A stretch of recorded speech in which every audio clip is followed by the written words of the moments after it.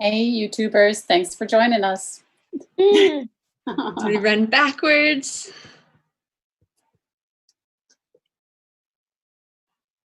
All right, seeing all the Louisiana people coming on in for Antoine Pierce.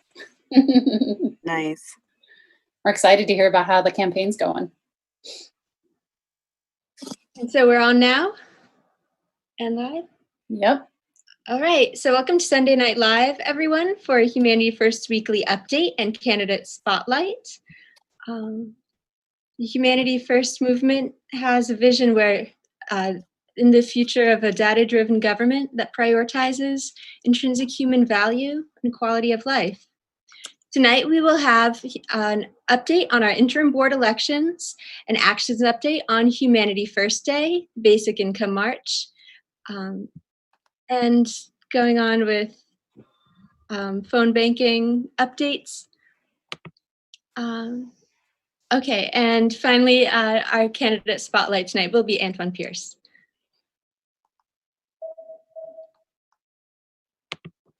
Great. Good. And the link to these slides is tinyurl.com/hfm/weekly-mtg-2020-08-16. So everything on these slides and links to everything we refer to are available to you at all times. That link remains open and public. So we are the network that evolved out of the Yang 2020 volunteers. We're working with the Humanity Forward to define and grow the energy, vision, and community that began with the Yang 2020 campaign. We aim to harness and convert the passion of the Humanity First movement into something sustainable that can drive us to grow through 2024 and beyond. And we'll connect you with folks in your state and local area. We'll onboard you to our working groups. We'll match you with candidates who inspire you. And we'll onboard you to the fun of phone banking. First, getting connected with your states. We have 18 activated states. They are in green on the map, and 5 states have websites directly linked from our Humanity First Movement website, hfmovement.org. And you can go to this website to connect with your state in this interactive map. You can sign up with your people. Also, you can join us here in our national working groups. We have working groups in candidate support, communications, tech, onboarding, organization management, diversity, inclusion, and outreach, which is ensuring that everyone of all backgrounds are included with a sense of belonging in this movement, and regional organizing. And then Testify UBI is a group that will be testifying before Congress for universal basic income. Good. For our political update, do we have Jim McBride with us tonight? Yeah, I just wanted to highlight that Andrew will be speaking officially on Thursday, and that is a link directly to the demconvention.com website, which features Andrew. So I was looking for official an official announcement, and that's pretty much it. I created a sample watch party on the Action Network for Virginia Humanity Forward. I'm curious what other, like Humanity Forward itself and maybe other groups might be planning. So, but you know, if we can, feel free to host a debate party. Sorry, not a debate party. A watch party for Andrew, and a couple other things on the Dem Convention website I wanted to highlight there's a campaign academy that is free all 4 days of the convention, mostly during the daytime. So if you register for that, maybe that you could get recordings afterward, and that could be educational for everyone. And there are a lot of caucus and council meetings, and one of them is AAPI tomorrow, which it might be good to give a shout out to Andrew in the chat or somehow during that meeting. So those are some things that you can check out on the Dem Convention schedule. So I just want to give people a heads up on all that, and you can go to our channel on the Slack for more updates. Great. Thank you, Jim. All right, so you can join in with the states, with working groups, and with these actions that Jim has told us about. Now on to board elections with Catherine Maloney of Massachusetts. Catherine, will you tell us all about it? Absolutely. So our interim board, which meets on a regular basis with Humanity Forward and Andrew Yang and other Humanity Forward staffers on behalf of the whole national network. So this board, it turns over, half the board changes over at each election. So our next election is the 23rd of August. So we really would love to have good, strong candidates from all over, so we have good national representation. The two members who are continuing on the board right now are Angelo Mendoza from Arizona and Paige Habner from New York. So definitely want to represent other regions of the country and other states. So there's a link there that we'll drop in the chats so that folks can apply, as well as some links to requirements for the board and advice for future board members from current and past board members. So, definitely we'd like a good, strong field. So please apply. Thank you, Catherine. And Elaine, she will catch us up on yesterday's very successful Humanity First Day. Hey everyone, my name is Elaine Way from California Leadership, also on the HFM Interim Board. I wanted to say, it was been an amazing Saturday from top to bottom. I don't know if you saw, but Andrew Yang had a little video promo talking about Humanity First Day, and this is the first, but definitely won't be the last Humanity First Day. A little background on what it means is that it's a personal call to action to sort of express what Humanity First means to you. So luckily, yesterday we were partnered with all the different states and some candidates to participate in Humanity First Day in their communities, also individual as well as in groups. And also we had a Humanity Hang last night, which was recorded, so we will have that available too. And I think that Colleen's going to go through some pictures to show us how people have connected and how these actions have inspired others. Sure. I sure can. Yeah, we do have, we've activated up our Instagram account now, and we have a few things to share with you from there. Here. And also we do have a link where we're going to be building up a media library. So yeah, we'll drop those in so you can share all the pictures and videos you guys took. Yeah, here we had trash pickup active there, and I think all of the next pictures actually will be uploaded later because this is all we got on for now. But that's all right. So thanks, Colleen.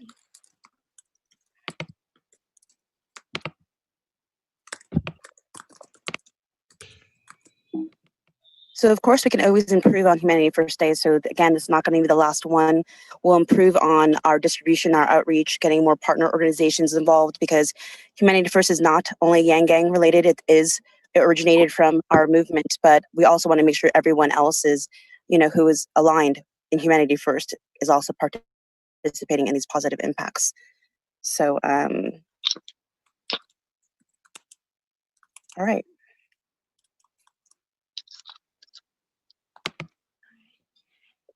And then sending it off to Stacey Rutland, National Organizer for the Basic Income March. Stacey? Hey there.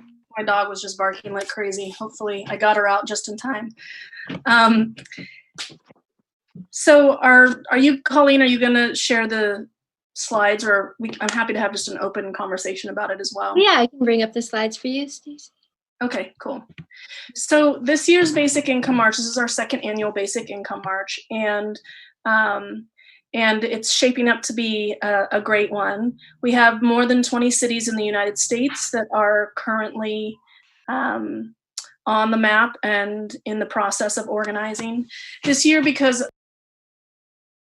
of COVID and social distancing, we've gotten a little creative in what kinds of events we're supporting with the kind of understanding that many cities and regions aren't able to have actual large marches right now. There's a lot of cities that have that won't allow for large congregations of people in one place, rightly so. So what we have this year are we're hosting things like bike parades, car parades, street corner protests, art installations that can be built together on that day and that may be left behind for a community, whether they're murals or a variety of other types of activities. So definitely lots of opportunities to bring community members together to celebrate the year and how much progress we've made in basic income.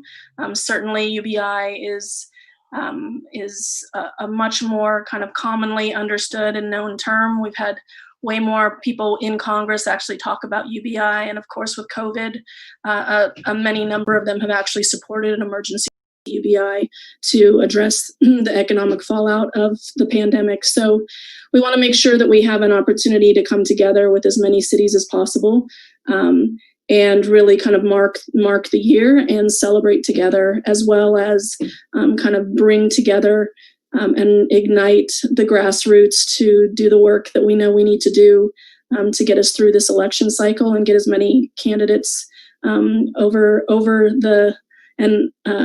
the November elections and come out as winners, because we want to, obviously have as many candidates that support UBI coming into the Congress this year. So here's an image of the cities that are participating right now and some links for you guys to go ahead and go to. If we go to the next slide, I think one of the things that's important and worth noting this year is that we have intentionally aligned the march on September 19th as kind of the culminating event of International Basic Income Week. So International Basic Income Week I believe it's their 12th year now. It's something that's been celebrated and marked across the globe for, as it indicates, more than a decade. We haven't celebrated it as much here in the United States, but we think it's a really important opportunity to align with the larger movement that's happening globally. So in kind of alignment with that idea, we actually have several events lined up for the week of September 13th. So on September 15th and 16th, we're working with the producers and director of the film Inherent Good that is wholly focused on UBI, in particular in the south of the United States. We'll be hosting the world premiere of that film and hosting a couple of different panel discussions. One on Tuesday will be a watch party, a series of watch parties, and then audience conversations with the producers. And then on the 16th will be the more kind of formal premiere, and then a panel discussion with the director, producers, as well as many of the people that are in the film itself. The film, Trey Crowder kind of helps almost kind of as an MC or narrator through much of it. But there's a really nice focus on Magnolia Mothers Trust and people who have been receiving basic income as part of that pilot program. So you get to actually hear kind of firsthand testimonials about the experience, as well as from Aisha Noindoro, who's the CEO. She'll be on the panel on the 16th, as well as some of those recipients. So it's going to be a great conversation, really fun.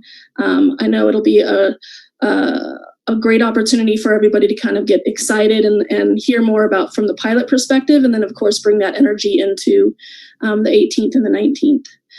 On the 18th, we're going to have a live stream program, 2020 Year Basic Income. This is really because we're doing the events that take into account social distancing. We know that many of the events that we normally hold have opportunities for speakers, but it's a little bit harder to do that when you're doing a car parade or a bike parade. People are pretty spread out, and so having a stage and a few keynote speakers, it just really doesn't quite align. So on September 18th, the Friday evening before the march, we're going to have a 60 to 90 minute program live stream that's going to have all of the people that we would normally invite to the marches to speak and participate. We'll be inviting them to this. So this is Andrew Yang and Andy Stern and Charles Booker, Guy Standing, and a variety of some candidates potentially that are still in the running, that are in the general, as well as testimonials and conversations with people on the ground and their relationships with basic income and why they support it, why they think that it's fundamental to the change that we need to see in our economy. So that'll be a really nice opportunity to kind of celebrate everything that has happened this year, have people who have been in this space in a leadership capacity take note of it, but then also kind of get everybody excited for September 19th, but more importantly, excited for this election cycle and the work that we have in front of us to get some key candidates elected. And then on the 19th is the march itself. We're putting march in quotes because for some people, like we said, it's a car parade, etc. But we'd love to, as we continue, we're working with, I guess we can probably go to the next slide. We're working with a variety of organizations on this. We have Mayors for a Guaranteed Income. We're working with them very closely to talk a little bit more about the role that the mayors that we have events already scheduled for, the role that they might want to play in those events. We're meeting with Mayor Schaaf in Oakland in the next week or so to talk a little bit more about that. And of course, we have events in Tacoma, Seattle, Atlanta, and a variety of other cities that already have Mayors for a Guaranteed Income participants within the mayors themselves. And so really excited to be working with them. And of course, Humanity First Movement and Humanity Forward Economic Security Project, the Justice Collaborative that works closely with kind of re-examining and fighting for justice within the larger judicial system here, policing and the judicial system. And of course, the Magnolia Mothers Trust and US Big, which has been around for many years, fighting for basic income. So it's shaping up to be a really great event. We'd love to have as many people participate who feel comfortable and able to. There's a lot of different ways to participate this year, as you can see. So if you're more inclined to want to do everything remotely, so you can be in your home space, we have things for you to do in that capacity. And then, of course, if you want to get out into the streets, practicing safe social distancing, but letting your community and your leaders know that this is an important topic and important issue that's close to your heart. We have those opportunities as well. We're doing a lot of support for organizers. Last year we did as well, but we had a shorter tent pole leading up to the event, so it was pretty compressed.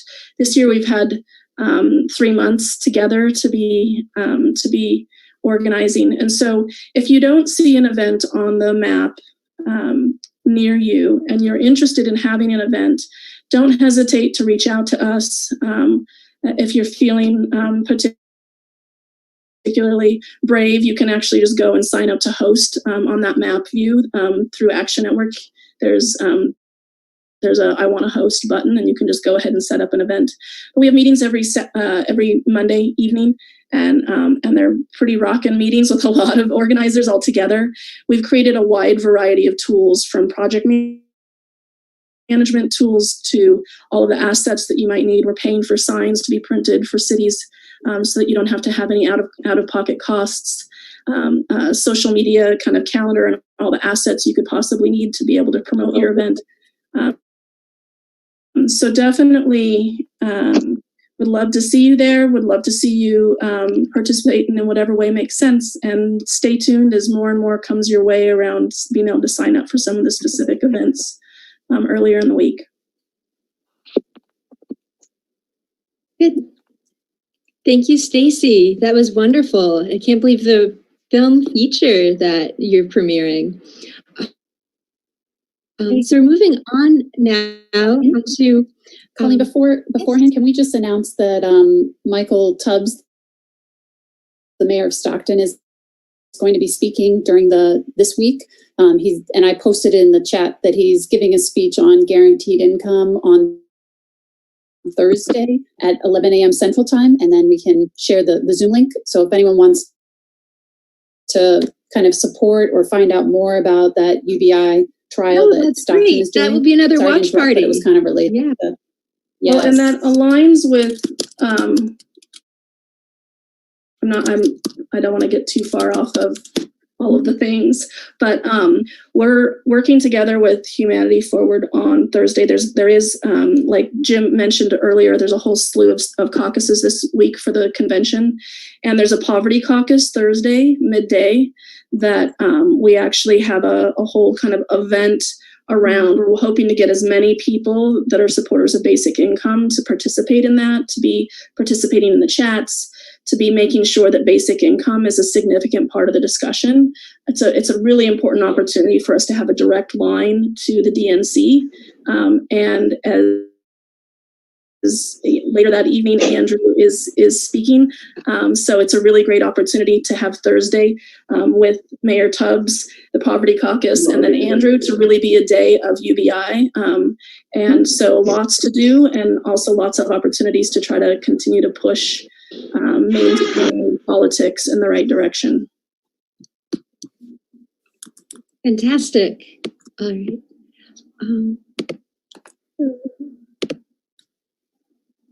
Going in. Okay. All right. So just briefly, a couple other actions we have going on. There's phone banking for Jen Perlman all day Monday until 8 p.m. and on Tuesday until 7 p.m. Getting out the vote. Tuesday is her primary. We also have phone banking for Adam Christensen. They both have primaries in Florida. Voting ends on Tuesday. And there's ongoing phone banking for Robbie Goldstein, Dr. Robbie Goldstein. And again, you have the link to all these slides, so you can, dive in and see all these links, including the video of when he was here for our candidate spotlight a few weeks ago. And now on to Brendon Carpenter, who's going to tell us about a project in Arizona, Humanity Hubs. Brendon is the president of Humanity Forward Arizona, and we'll take it away, Brendon. Hey, everyone. I'm just gonna just launch into this presentation I have. I do want to let everyone know that I haven't even presented this to my own board over here at Humanity Forward Arizona. You're really looking at the design room type first draft here. But, Colleen asked me if I wanted to show it. She was very intrigued, and I'm happy to get the concept out there. But not a lot of details here. I only had a couple hours to prepare this. Now, I'm sharing my screen here. Yes. 1 second. It's on. Okay.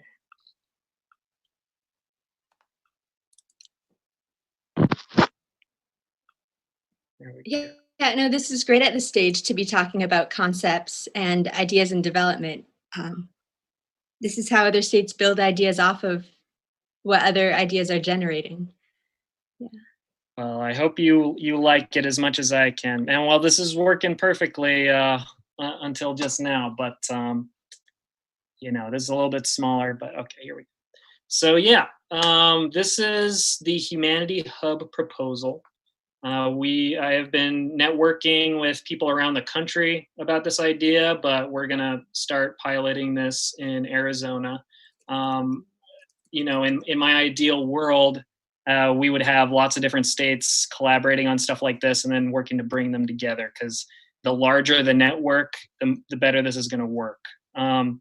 So real quick, just want to go over this idea here. From Yang 2020 to Humanity Forward, we're in a movement building stage here. So being here at Humanity First movement, we all know that we're not the people that are going to sit by and wait till Yang 2024 in order to move the country forward and in order to live our values. We got to start doing it now. And so what is our reality right now? I would say that our reality in the United States is one where our country is going down like a ship in a storm. And there's tens of millions of people that are facing loss of income. They're facing the risk of eviction. I personally, I'm a victim of homelessness. I spent 6 months homeless, and so I know what it's like to go from a member of a political movement. I was a community organizer when I became homeless, and after you're done helping out candidates, sometimes there's not a good severance package, and I was just starting my career, so I had to experience this myself, and it's my intention to try to do something to prevent this from happening to any of our own activists in the movement, because it is such a damaging time to be out on the street and unable to use your abilities that you've trained for to help communities, and it's very bad for our mental state. So I want people to think about that, but Andrew Yang said it himself, if you can't pay your bills, it has a really tough effect on your mental state. So yeah, damn right. I think that in order for this movement to progress as best as it can in the future and grow as fast, we need people. We need foot soldiers. We need people who go out into communities, organize them. And when we let some of our members of our movement fall through the cracks and experience homelessness, then in some ways we're failing to help our own. There's lots we can do to get the ship floating again. That's what the basic income march is about. That's what phone banking is about. But at the end of the day, there's people in our movement that are going to suffer that have contributed. And I think we owe them something. So what is the vision here? Well, first of all, I want to say that this idea was actually started not by my longing for a better past for myself when I experienced homelessness. It was to accomplish the mission of Humanity Forward, which they gave to the grassroots months ago, which is to grow our movement by 10 times by the start of 2024. Zach Grauman told us if we can accomplish that type of growth, then we'll be in a very good spot to win the presidency for whoever decides to run in our movement. Who knows what that'll be. But Airbnb started with a small team and with just an app, and they grew into a multi-billion-dollar company. And so if they can do that with just a little bit of manpower, just a good idea, why can't we also build a volunteer-led digital platform for hosting individuals and families within our own movement that are in need?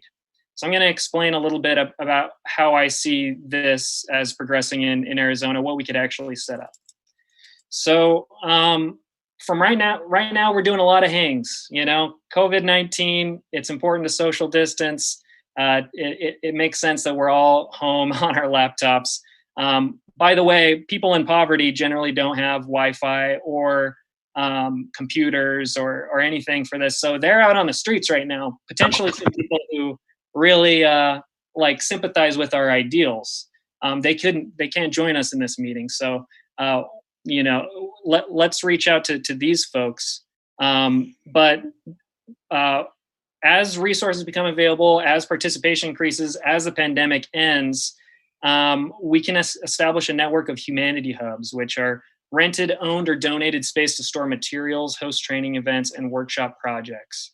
Nothing builds identity better and inspires further action than a headquarters. Every local group benefits from a physical space to build community.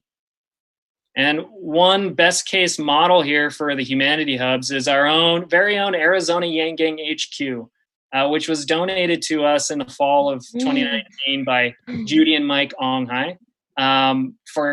We paid absolutely nothing for it. They were diehard supporters.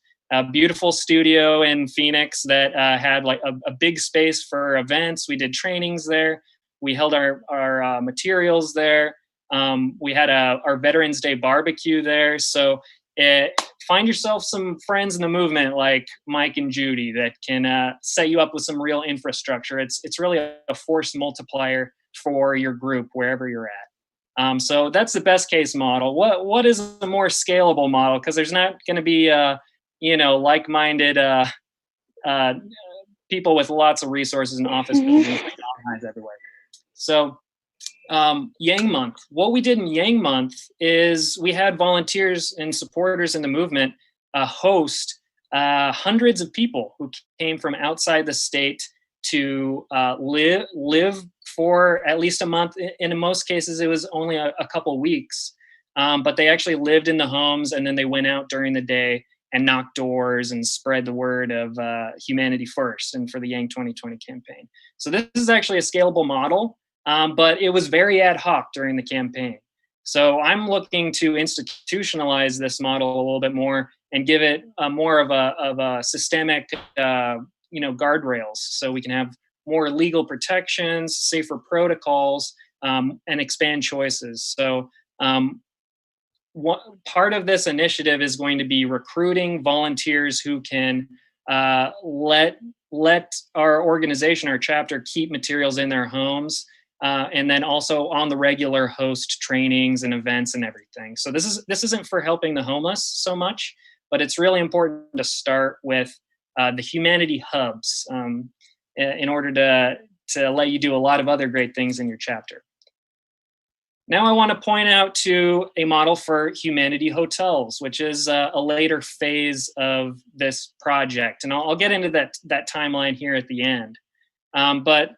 Annette Anderson is here with us in this call right now. She just recently started the Rough Road Revival Project, longtime member of the Arizona Yang Gang, Humanity Forward Arizona, Yang Gang Roundtable, great member of our movement down in Aravaca. She'll actually be available to answer questions, by the way, about in our hang after this presentation. But Annette and a lot of other people are talking about building tiny homes, sustainable architecture, and crowdfunding and crowd building different facilities. So you can see some posts right here. Can you build a tiny house for $34? This guy says he can. And if he can show us how to do it, if we can get the same techniques, we could end up building places for our people to go, when they're in dire straits. And red-haired Vigurant avatar, that's Annette. No, that's actually just joking. No, that's Rad.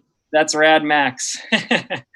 Yeah, she doesn't have red hair. Rad Max is also doing a similar project in Hawaii that she's put a lot of time in, but I couldn't get pictures from her fast enough. So, but that's another project that's going on in our movement. I'm trying to go fast here, but hey, give me a warning if I'm going over here at all. So, if we build housing, we can build community. In Taos, New Mexico, people are building Earthships for a very low cost out of recycled and sustainable materials.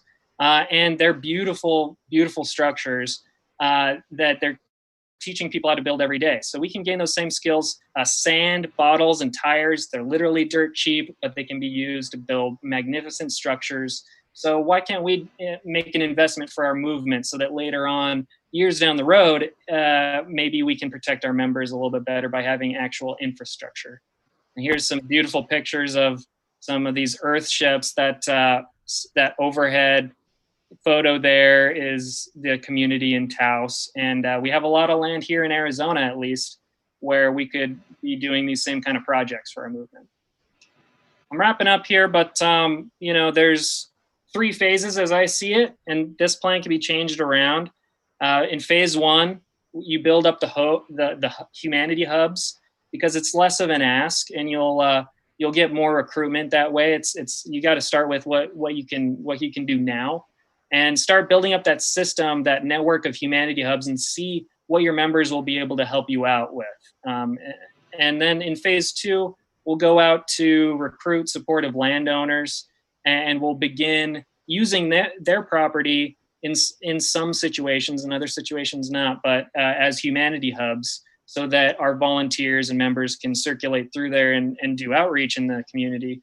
But we'll also be time banking and building humanity hotels that later on we will start opening up for our members to use. And anyone who builds these humanity hotels out on their property, they can put their time into a time banking app so that they can actually stay there later.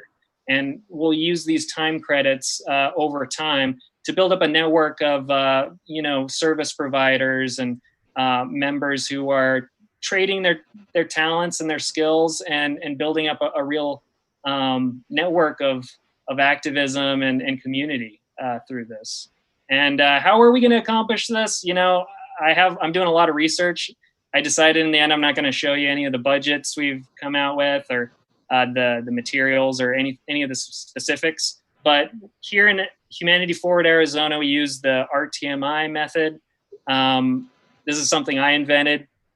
First, you got to inspire, then you have to recruit, then you train, and then you mobilize. And in every cycle, you inspire more people, you recruit more people, and you just grow and grow and grow. So if we can envision it and get started with some solid core of support, then this can get bigger and better over time. So I hope this was inspiring, kind of push the edges of your imagination here. Maybe there's even better ways out there to do this that I haven't thought of, but I'm pleased to have the privilege to present it to you all. Thank you so much, Brendon. Wow, if you see the comments in the chat, this has been a thrilling presentation. This is really inspiring, and it's so just direct, necessary, palpable. And there are a lot of states and local Yang Gang groups like that have the coordination and momentum to really get this rolling. It's amazing. All right, so coming in now for our candidate spotlight, we'll bring you over to the spotlight with Antoine Pierce. Do you see the slides yet? Okay, here we go. Thank you. All right. So Antoine Pierce, here's an introduction to Antoine Pierce. He's currently serving on the as an appointee of Governor John Bell Edwards to the Advisory Board for Juvenile Justice and Delinquency Prevention. He's a delegate of the Urban Congress on African American Boys in Baton Rouge and a fellow in the 5th cohort of the Urban Leadership Development Initiative. And Antoine Pierce is challenging Republican Bill Cassidy for his seat in the United States Senate. All right, so this is an interactive segment tonight. This link, secureactblue.com/donation, Antoine-Pierce-1. You know what it's for. When you hear something you like, hit that donate button. When all of us tonight pitch in $10 or more, that's going to get us even closer to the dream. So Antoine has lived in Baton Rouge his whole life. He's one of 7 children. And since his teen years, he's been a dedicated public servant of the community. He grew up in a lower middle class home filled with love and an emphasis on the importance of education that, as a parent, he upholds today. And his entrepreneurial spirit and desire to give back to his community inspired him to establish the Better Boys Initiative, a nonprofit organization that used the arts to develop character and bolster self-esteem among minority and underserved young men throughout Baton Rouge.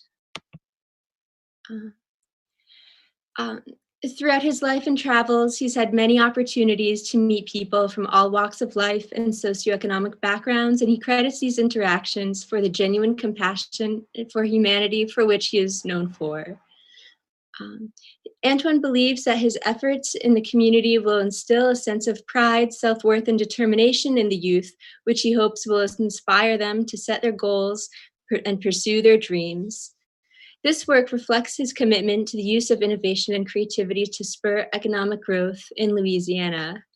This is a picture from the Louisiana State House, by the way. It's a remarkable place. So on the issues, top issues here are healthcare, regardless of the ability to pay, bodily autonomy and privacy for women, and the right to choose being protected, to pay teachers what they deserve, increase the minimum wage, repeal the right to work and protect unions. For renewable energy, return to the Obama era regulations and hold industries accountable for pollution, and prioritize funding for infrastructure, which will effectively be a national jobs bill for all the jobs that we'll create, and that will particularly benefit Louisiana. For immigration, to establish legal safeguards and protect the constitutional right for undocumented immigrants to request asylum, and for all at the borders to be treated with compassion and humanity. In Louisiana, a very Republican state, for sensible gun legislation and kind of busting through that myth that Democrats want to take your guns away. That's not, they want to buy them back, but they do want to allow sensible legislation for owners of firearms. And then criminal justice reform, the cornerstone of that policy is to legalize recreational cannabis, release nonviolent criminal offenders, and expunge their incarceration records. And finally, for democracy reforms, to repeal Citizens United and get dark money out of politics. So Antoine is quoted as saying, "As Louisianans, we're used to weathering storms. We'll weather this one too, as we always do, by coming together. As your senator, I'll work to make sure that when it's time to rebuild, we're building towards a shared vision of a future that works for ordinary Louisianans." So get ready again to click that link. If you hear something you like in this AMA with Antoine Pierce, you hit that donate button. Good. All right. So now it is time for our Ask Me Anything to Antoine Pierce. Going to you, Antoine Pierce. Hello, folks. Shout out to the Yang Gang. Thank you guys for hosting me and having me here. I really appreciate it. We're here in Louisiana. We actually had 2 campaign stops here in North Louisiana, which was about 4 hours away from where I live, in kind of South Louisiana. So, but I'm excited. I'm fired up. I'm ready to go. It's time for change in this country, and I'm hoping to be a part of it. I'm working to be a part of it. So I'll take questions from anyone. I see people have kind of put some stuff in the chat for me here. Let's see.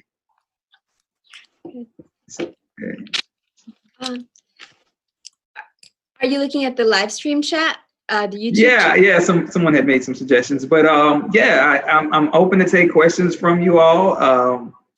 You kind of heard a few of my policy stances, those that I think are extremely important right now with what's going on in the country, especially being that Louisiana, where I live, is #1 per capita for cases of COVID in the entire country. So we certainly have some obstacles ahead and some things that we have to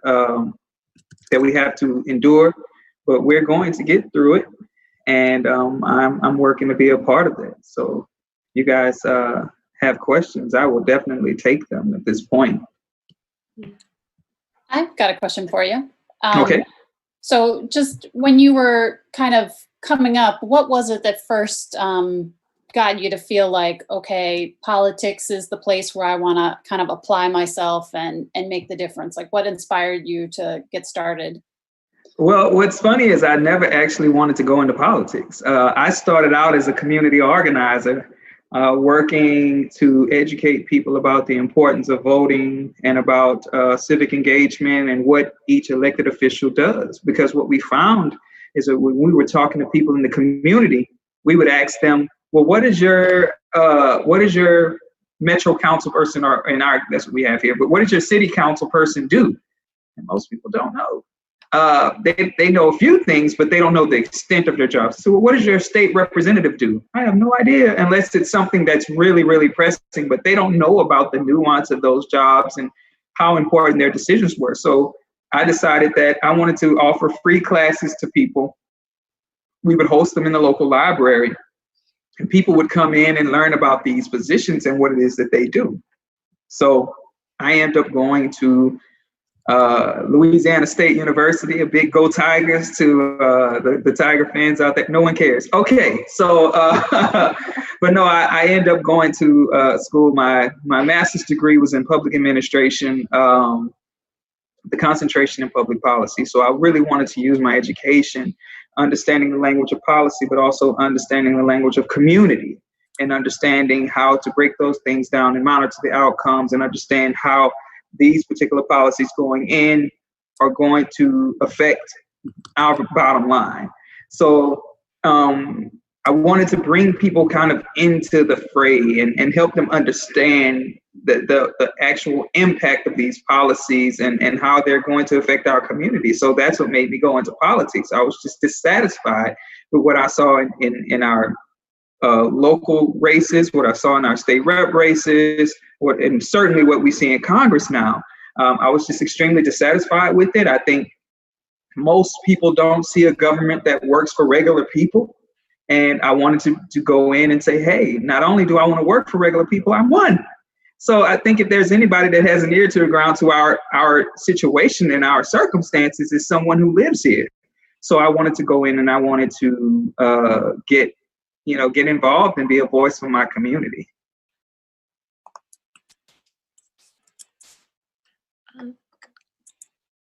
I have a question on your education policy.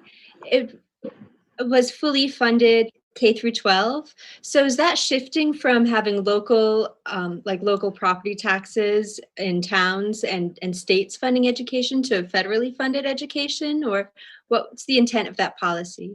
No. So most of these states and towns, well, more particularly here, they get federal dollars to prop up our educational system. Title I funds go to our local schools. Now, what has been happening is we have for-profit charter programs, for-profit charter schools that have kind of come in and zapped the life out of our traditional public schools. I don't believe in giving public dollars to for-profit private schools. So I wanted to be able to use my influence to fund our federal school program. Use federal funds to fund our public school programs so that these traditional public schools can get the same quality education that they would get the students would get the same quality education that they would get if they went to a private school. And I think that's the problem. I don't think we should be spending money to widen the educational gap, is what we've been seeing. So if your kid is impoverished and my kid is impoverished, we live in the same community, and I take someone's tax dollars, create a means for you to put your child in a private school, what then happens to those other children? You widen the educational gap. Why then wouldn't I say, well, let's make sure that we fund all these schools adequately so children don't have to feel like they have to go someplace else to get a better education. They can go in their communities, they can go whatever school they want to go to, whatever traditional public school they would like to go to, and get a quality education there. So I think that's how we close that gap. That's how we make it equitable for everyone. So no, it wouldn't do away with whatever state and local governments put into schools. It would only enhance what the federal government spends on local public schools. Thank you. There's a question here in the chat from Stacey. She's asking, what's the biggest hurdle for getting your community to embrace basic income as a permanent solution to our broken economic system? Well, let me give you all a little tidbit about Louisiana. Getting us to embrace basic income is not as difficult as what people think. Louisiana was actually going to be one of the first few states to have an oil and gas dividend. Now, of course, we know Alaska has it, but Louisiana was also going to be one. There's an act called GOMESA, the Gulf of Mexico Energy Securities Act. And that act basically takes oil and gas royalties, because there's a lot of drilling off the coast of Louisiana. It takes the oil and gas royalties, caps it, and then splits it up amongst four states that are on the Gulf. But the oil and gas industry makes about $5 billion in drilling and profit off the Gulf. But the maximum that they split is $375 million between four states. So we were going to be one of the first few states to actually take that money those royalties that we receive and break them up for residents of our state so we can get a dividend. I think one of the hardest things to do is to help people understand what UBI actually is, how it works. And, of course, there are people that don't want to use their tax dollars to take care of people that are not on the same social economic level as they are. So they're going to scream the sky is falling. They don't want to do that.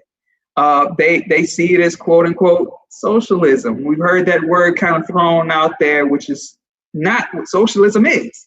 But, so it's getting people to understand what UBI is and letting them see the benefits of it and not have it be demonized and vilified by people who don't want it, who don't see a benefit because they already have a certain standard of living that to them it's sufficient and they don't care if anyone else is able to survive.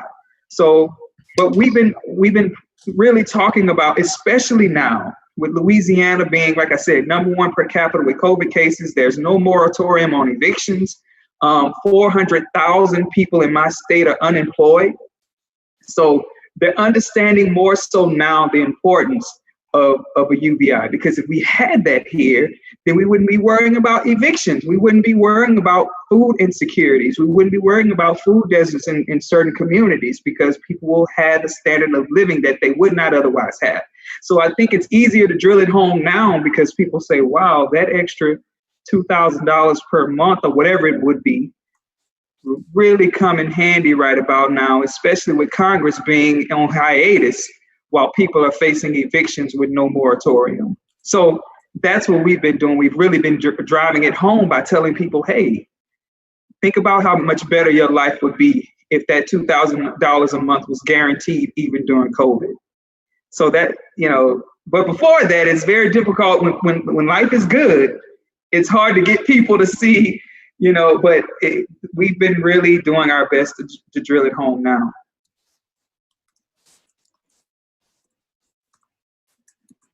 I'm seeing in the YouTube live stream, there's a chat of how much should be in a basic income.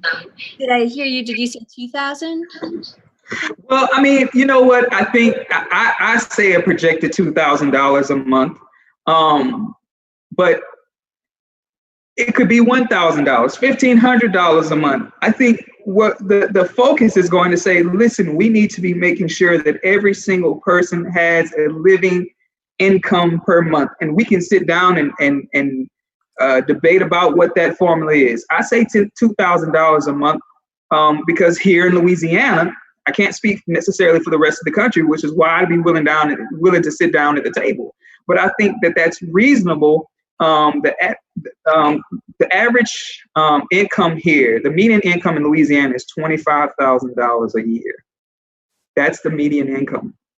So we'd be very close to the median income at $2,000 a month. But, I think it should be adjusted for cost of living. I think it should be adjusted for a lot of things. I'm down to see a per state UBI on the basis of the cost of living in each state.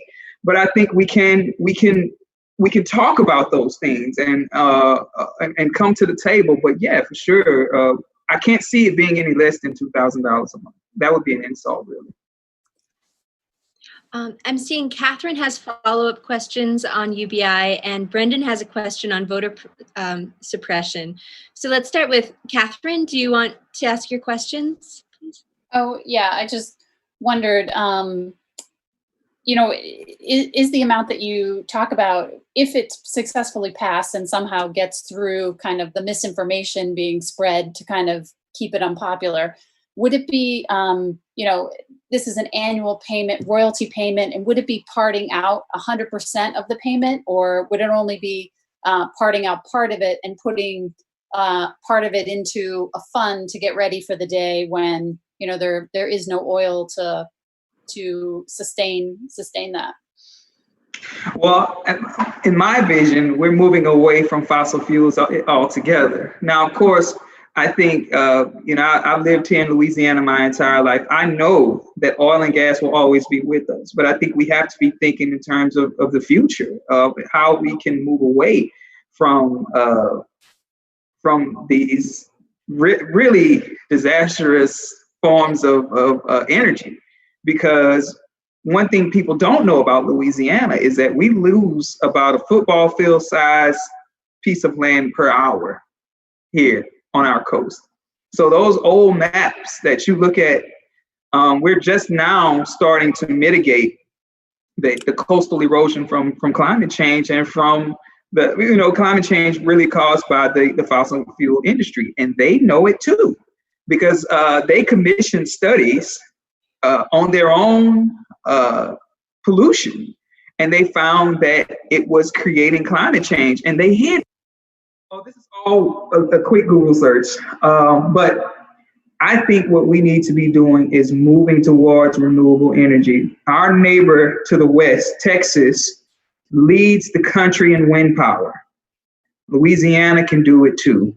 That way, we can create more jobs. We can save our environment. We can save our coast. There's just, the money is also a great motivator to switch to this type of energy.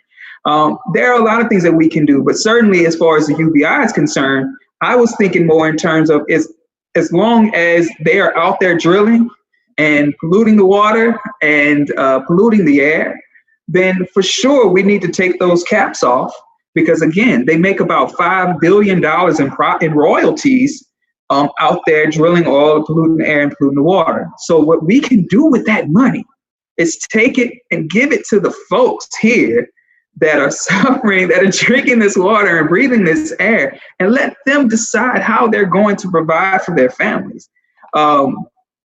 Now, 50% of those royalties goes to the US Treasury.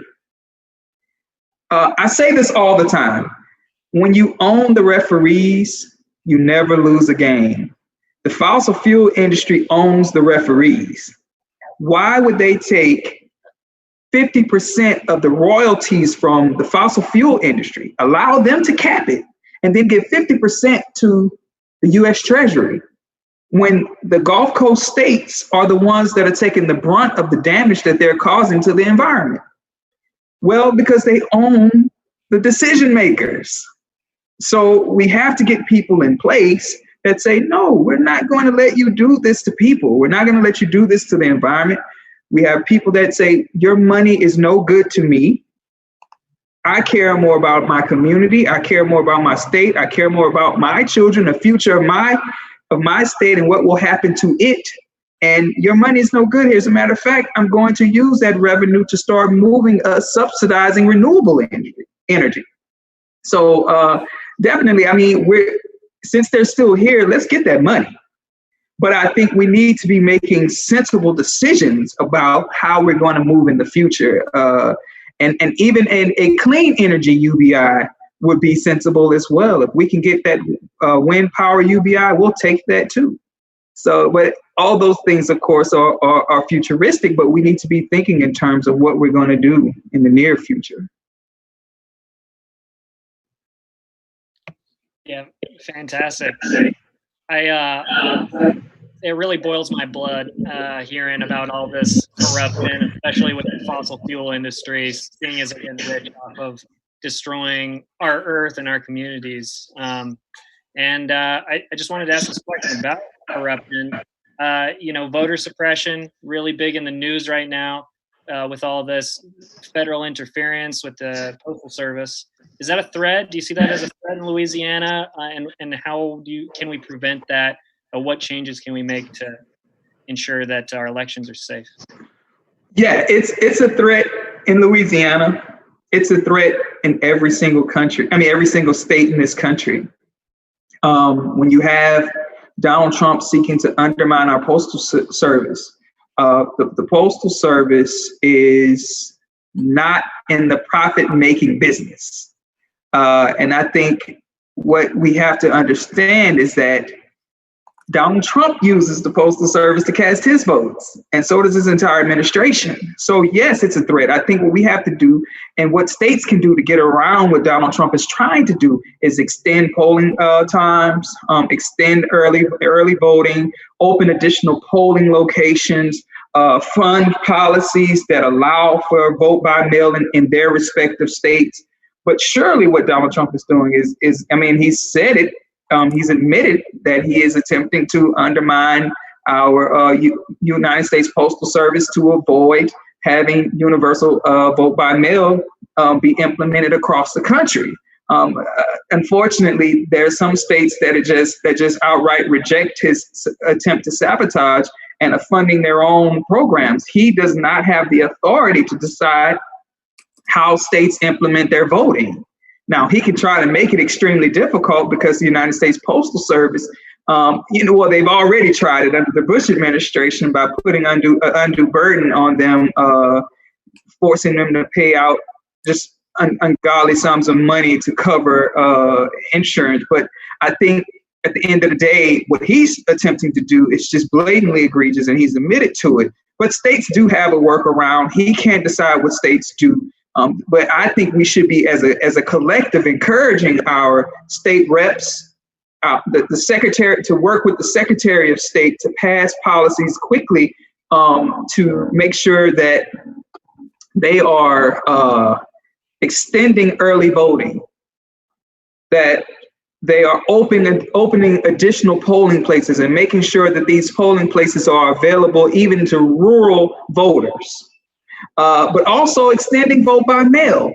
We know that vote by mail, there's no evidence of significant fraud. At least, it's statistically insignificant.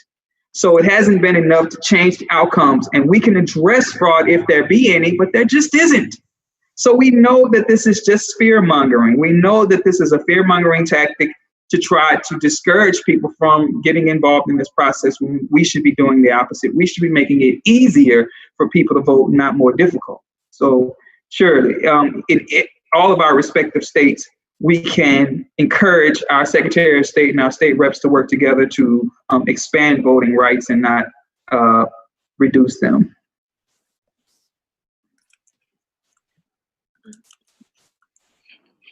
I've another question, Antoine. I got to meet you in June when Andrew had the call to action, and you came on, and we had a breakout room in there. Yeah. And something you said that stuck with me was that Louisiana is not a red state; it's a don't vote state. Yeah, that's how you put it. So you're a Humanity Forward-endorsed candidate. Andrew Yang endorsed you, and you're in a race to flip a Republican seat. Mike Breuer was also in a race to flip a Republican seat. Brer Walsingham is in a race to flip a Republican seat. And how are you going about it? Well, we're playing the long game. We're not a red state. We're a low voter turnout state. As a matter of fact, there are more Democrats registered in Louisiana than there are Republicans. We probably outnumber them by about 200,000 voters. 200,000 registered voters, I should say. We're just a low voter turnout state, and we're playing the long game. I started this campaign years ago. It's a statewide campaign, so I knew we weren't going to have the millions of dollars that the DNC is going to pour in these races. I knew we weren't going to have corporate PAC support because of the policies that I stand on, the things that I am unapologetic about. So we knew we had to reach the voters in a more conventional way. And that means getting on the ground, boots on the ground, starting from one end of this state and working our way up. Right now, I'm in the northernmost part of the state in Shreveport. If you go any more up, you'll be in Arkansas, and you go to the left, you'll be in Texas. So we are working this state. We had 2 events here today, and we haven't stopped over the past few years. I announced in 2019, but we were working long before that, traveling quietly across the state, talking to grassroots organizations, connecting with just everyday voters, connecting with political operatives in these areas and saying, hey, what do you need? What's going on in your districts? Okay, I'll do that. I saw the chat that said, explain how Louisiana voting works. I'll do that. We have what's called a jungle primary. I know several states across the country do it, but ours is very interesting. our primary isn't until the November. The same day as the presidential election is our primary. But it's a jungle primary, being that every candidate goes in at the same time. And so in most states, they have, a Democratic primary and a Republican primary, and then the top Democrat and the top Republican go against each other. No, Louisiana is jungle. So everybody goes into the same primary at the same time, and the top two come out. It could be two Republicans or two Democrats or two independents or whatever. Independents don't win in Louisiana. But anyway, it can be either or. And then those two people then face off in the general election in December. It's a very interesting thing, but that's how we do it here. So we knew we had to work the long game. We knew that we had to get on the ground and get our face in front of the voters for a long time before they say, hey, I trust you, I hear you, I know you care about our issues, I know you're gonna fight for the things that matter to us. And that's what we did. And that's why we're here, and that's why I think we're gonna be much more successful than the status quo thinks we will be. Of course, the understanding is you have to have millions and millions of corporate dollars to be competitive in these sorts of races. Well, I think we're going to shock a whole lot of people, because never underestimate the power of a grassroots movement, because that's what this is. It's beyond a campaign. It's a grassroots movement, and it hasn't stopped over the past few years. If anything, it's gotten greater. We've gotten much more support, and I'm excited about it. That's how Andrew Yang found us. When I talked to him on the phone, I don't know who was more excited, him or me. I should have said, "You're welcome, Andrew," and just hung up.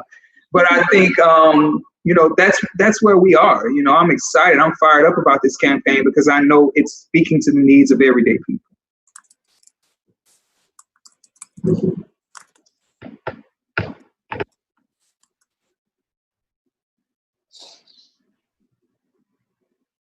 Yeah. Any more? I see the chat box. Any more questions?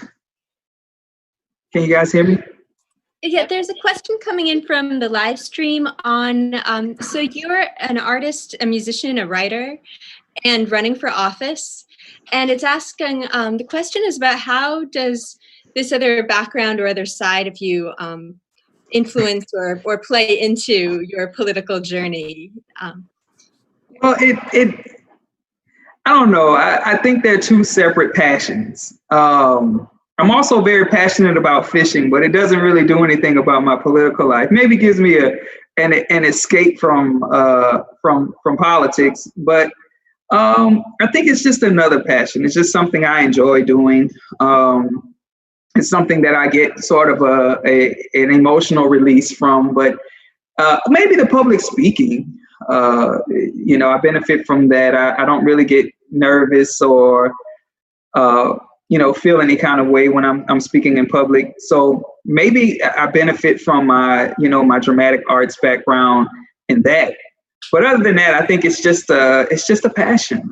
It's just something I enjoy doing aside from politics, which I think, if you do this long enough, you have to find an outlet. You have to find a way to relieve stress and just kind of step away from the world, or you'll become cynical really quickly. You'll start to hate people, and I never want to find myself in that place. You'll lose your compassion quickly, because people are interesting. So I think having those things that you can go and just leave this thing, and not just politicians, but people that work, people that volunteer, people that are engaged in this process have to find something that they do. I enjoy playing my acoustic guitar, but more so for me. Sometimes I'll just get home and pick it up and play just for my own peace of mind. And I think my advice and my encouragement for everybody that's on the front lines, that's doing this type of work, even if you're at home making phone calls or text banking or emailing or whatever you do, find something to break away from this for a moment. Find another passion and pursue. If you write or whatever you do, you have to find some way to leave this and find yourself. That's this is just one thing, and I enjoy the other things equally. Bill Clinton played the saxophone. That kept him level on his way to office. Yeah, that's true. I think his playing the saxophone probably was an emotional release for him too. But I think it was also one of those skills that he felt made him seem cool. So he did it. But I'm sure that's something that, and I mean, I'm sure we asked Barack what he enjoys. He might, he seems kind of stoic, so he might like to read in his parts, in his off time. But I don't know. But you definitely have to find something else other than this, or it'll wear you down. Were you a basketball player? No, I wish. No, I don't. You don't want me on your team, not unless you enjoy losing. I'll watch. And I'm not, just between us, since we're all family now, I'm not really a sports guy. I'll watch it. I watch the home team, go Saints, go Tigers. I don't even know. Go Pelicans, go Pels. But I couldn't tell you who's on those teams. Honestly, I don't know their names. Those guys you talk to and they can spew all the stats out. I'm like, oh, okay. I don't know, but I do watch. I enjoy watching golf and tennis and all that. We don't have a hockey team here. It doesn't get cold enough, but we. I do watch all the home teams. I just don't keep up with it.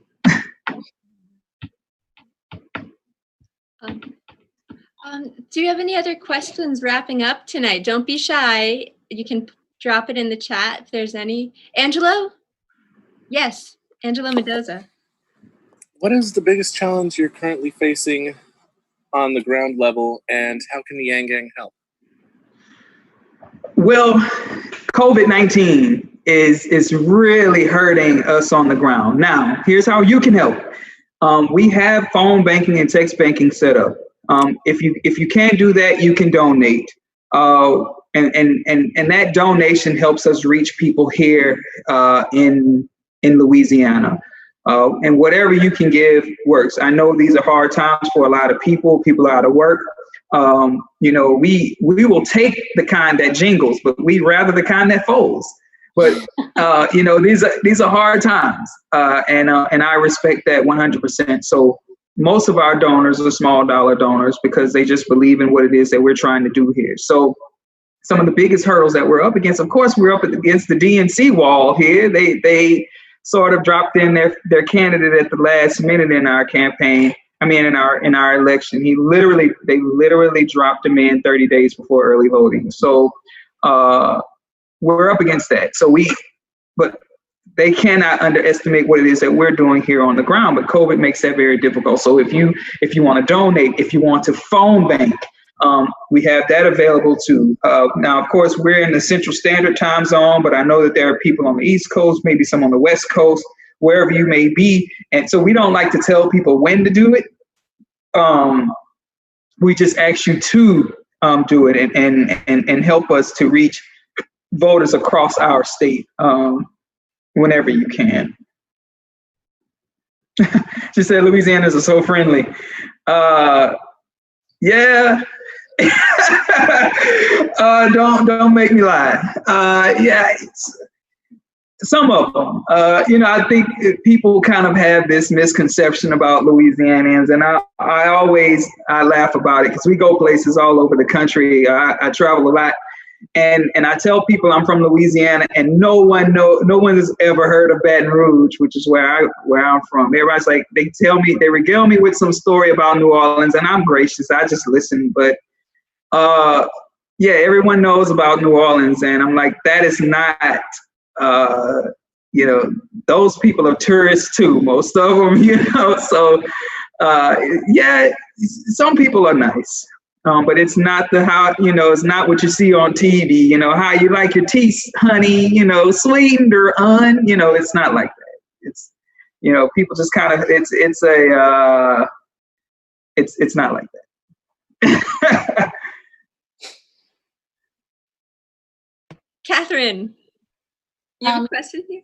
So, Louisiana is kind of a hotbed of some UBI trials. You have several of the mayors for a guaranteed income. Have you met with any of those mayors, like in Shreveport and other places that are, looking to kind of move forward with some UBI trials? Well, I actually was on the transition team for one of them. And I don't mention the mayor of Shreveport because that's who they dropped in this race. So I was on the transition team from, and I'm in Shreveport right now, as a matter of fact. But Mayor Sharon Weston Broom, who's the mayor of East Baton Rouge Parish. Other states have counties, we have parishes. So I met with her, and I worked on her transition team for the Office of Community Development. Now, the UBI trials, I don't know if they'll actually implement those things. I would love to see it happen. I have set their plans and how they're going to go about doing that. We have some real budgetary issues happening in our state, especially now with so much going on, with so much being closed. So many people out of work, so many opportunities, because Louisiana is a very communal state, meaning we have a festival for everything. Of course, there's Mardi Gras, which a lot of people are familiar with. There's a parade for everything. We have a festival for essence, so there's literally a festival for everything, but a lot of that stuff can't happen because of the spread of COVID. So those plans that rely on those types of things to happen are going to be washed now because those things are not out there. Yes, Baton Rouge is where the Shaw Center for the Arts is. It's a beautiful place. I've been fortunate enough to act in that place several times. I've been in part of several plays in that facility. It's beautiful. But that place is not functioning right now because of COVID. So they can't have open performances in there. They can't do a lot of the things that they used to because it's too dangerous. And the governor has shut down a lot of things, and the mayor has shut down a lot of things. So it kind of imposes a little bit on those sorts of plans. But I would love to look at their plans and see exactly how they're talking about rolling this out, where that money is going to come from, how long they're going to try and sustain this sort of plan. I just haven't seen how it's feasible right now, but I'm interested. I'm interested.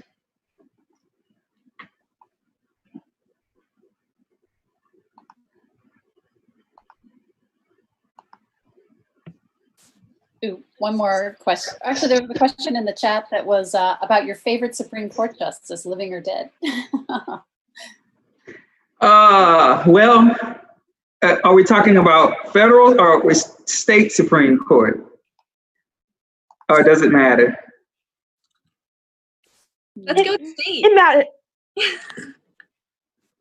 Well, you said federal? Oh, I didn't hear what they said. I'd like to hear about your state, actually. Oh, well, of course. My favorite Supreme Court justice is the newly elected the first African American woman elected as the Supreme Court Justice of Louisiana. She is hands down my favorite for obvious reasons. So we've never had it. She's breaking down barriers, creating history, creating milestones in history. So of course she's going to be my hands down favorite. Of course, on the federal level, I love Ruth Bader Ginsburg. She is a rock. That woman could probably beat me up. I think she is, I just like her. She's tenacious. She just won't go away, and she's a thorn in Trump's side, and I love it. I'm here for it, man. So of course she is my favorite on the federal level.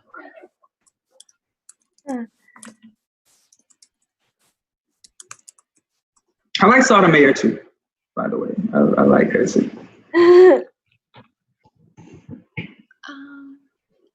I think this looks like we've had some great rounds of questions and gone so much deeper into this your basic income policies and your state of Louisiana. I think that this is wrapping up for tonight. Thank you so much for being on, Antoine. Thank you for having me. Good. So thank you, Andrew, on cutting the live stream. We'll call it a wrap, and here we can all just hang out for some more like off the record chatter here.